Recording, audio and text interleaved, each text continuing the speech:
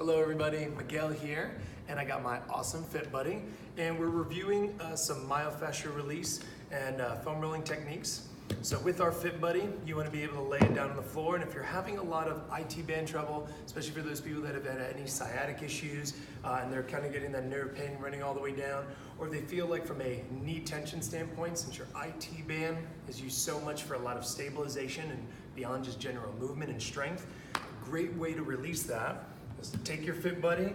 make sure you're lying down on one side, the ideal side you'd like to release.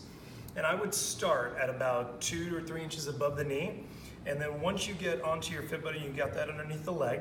you want to be able to roll that leg to the outside so that you can just dig right into that IT band. And once you get about a tension,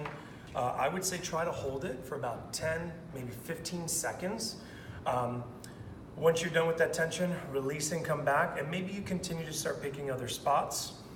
so that you could really get a good deeper release and start moving those knots away so that you can get good extra blood flow and then get some pain relief on the outside of that IT band. So again, I would focus maybe about 2 to 3 minutes on each side and continue to slowly work your way up. And the nice thing about laying down is that it's going to take a little bit of pressure off the shoulder. If you're a little bit more advanced and you want to lift up and put more pressure and lift the hips off the ground, that's great. Other than that, take your time, enjoy your work with your Fit Buddy, and have a good day.